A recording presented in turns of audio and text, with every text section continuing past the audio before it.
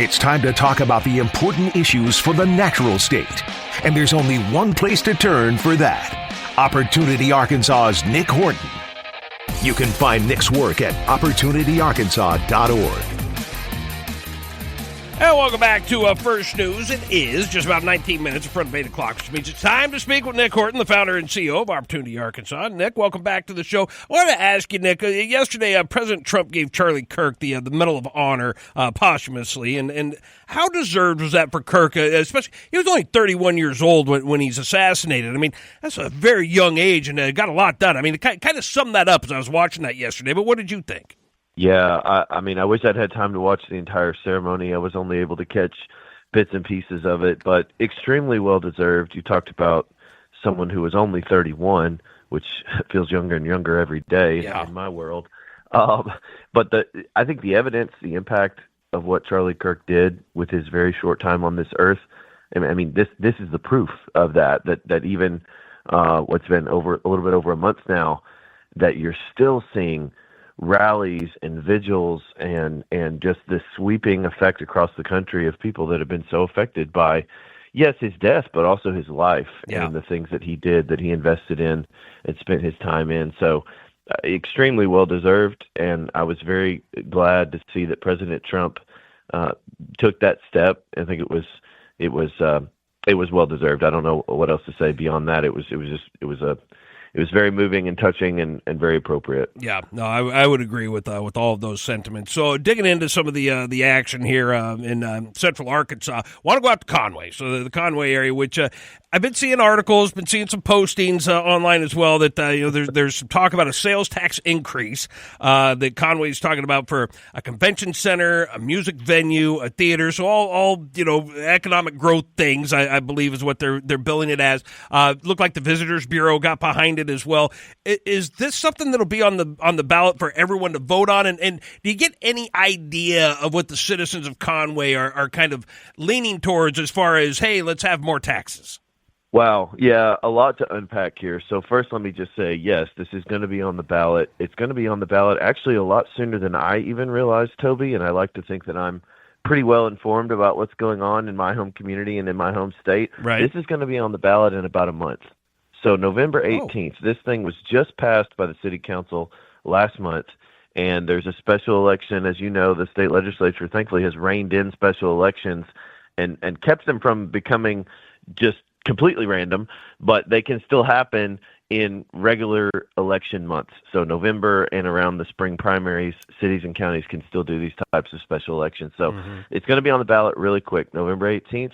I think that's just one very small part of what frustrates me and so many people around Faulkner County and the city of Conway is how quickly this is being done, because there hasn't been time, sufficient time, in my opinion and the opinion of many others, to really debate this and vet this out.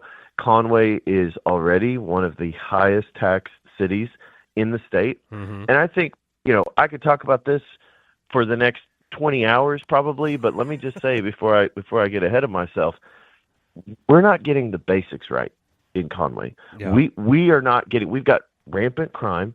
We've got homelessness everywhere. We've got very poor, outdated, crumbling infrastructure with our streets and our flooding and our drainage problems.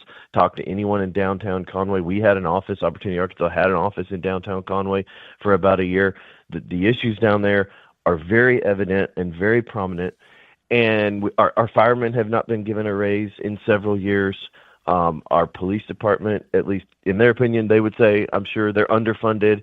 We have significant problems with getting the basics right, the core functions of government. We are not getting right. And then here comes, as always, it feels like every time we turn around, there's another big tax hike, another big money grab from the Chamber of Commerce, the A&P Commission, these special interests that want to build their parks. They want to build a boardwalk, a $10 million boardwalk around Lake Conway. I mean, I love Lake Conway. I've been on Lake Conway. I fish it all the time when it had water in it. Right. But it's not particularly beautiful.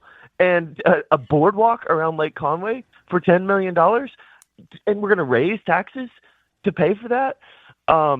It's just completely backwards and broken. And my opinion as a taxpayer of Faulkner County in this area and pay a lot of taxes in the city of Conway, this is just completely backwards. We got to get the basics right before we talk about an amphitheater and a convention center and all of these big shiny objects. Get the basics right, and we're not doing that. Sure, which makes a lot of sense. Now, let me ask you from this angle, Nick. Would you be in favor of these venues if they were privately funded for your community, if there were some deals being done by companies to build these things, if Walmart decided to build something? Would you be in favor of these things in your community? Yeah, absolutely. Look, if private industry wants to come in, because here's the thing, and we went through this recently, just in the last few years, where Conway built a big water park. Well, what happened with the water park? It was immediately under budget, or over budget, I should say, underfunded.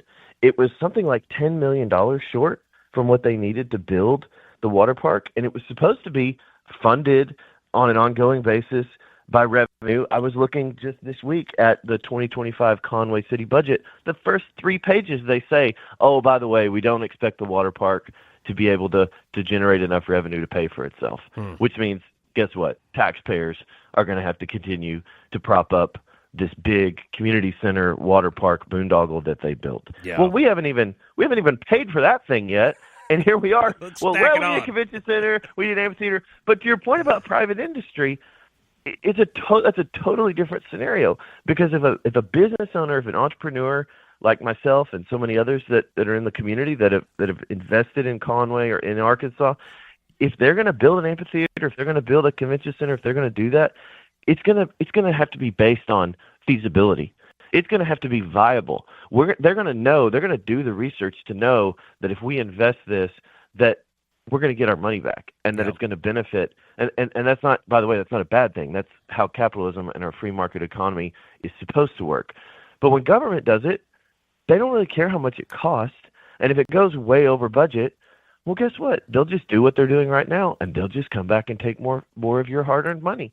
And that's what always happens with these types of government projects. Government should not be in the business of building amphitheaters and boardwalks and all of these things, especially when they're not getting the basics right. Sure. No, that makes a lot of sense. Another item, and we will definitely be touching on this, especially as we get closer to this November 18th special election date. That will keep people up to speed on what's going on with the new tax in Conway that's proposed. Another item that I saw online, this was from the Democrat Gazette, wanted to run it past you, is a headline that said, Arkansas adds 1,000 state employees in the fiscal 2025 year after 2 years of job reductions. So, Nick, why do we add so many new state workers? Is there a good reason for this?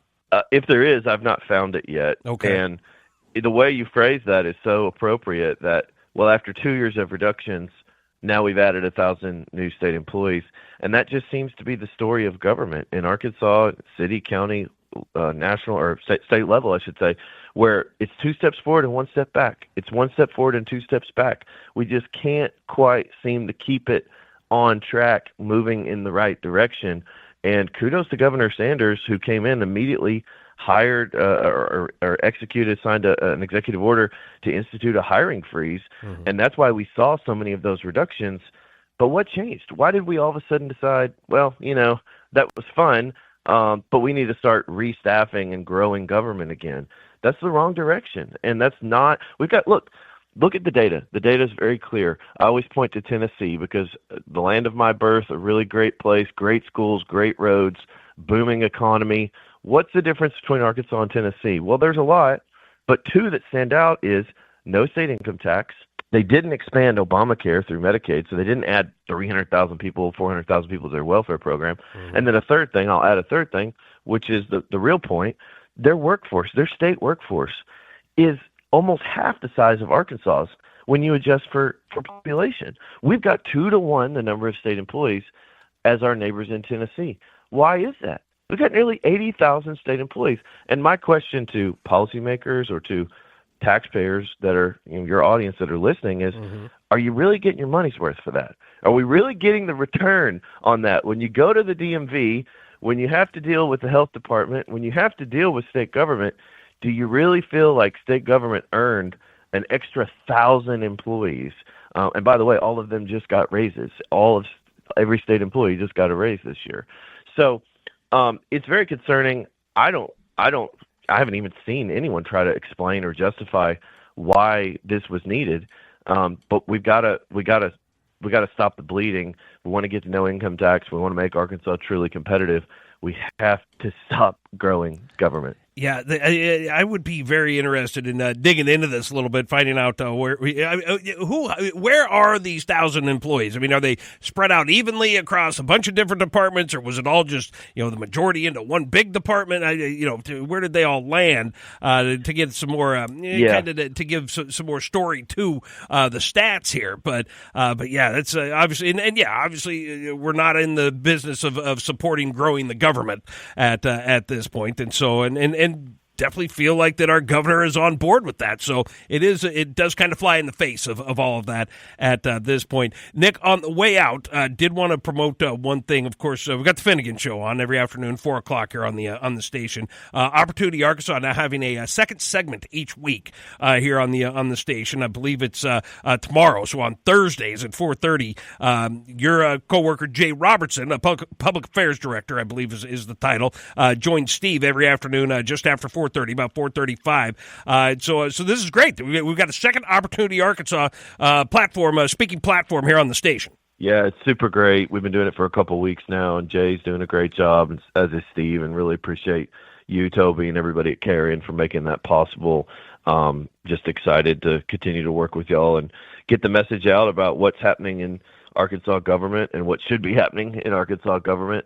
And yeah, we definitely encourage folks to tune in, and thank y'all so much for the opportunity. It's been a blast, and keep people accountable around here, right?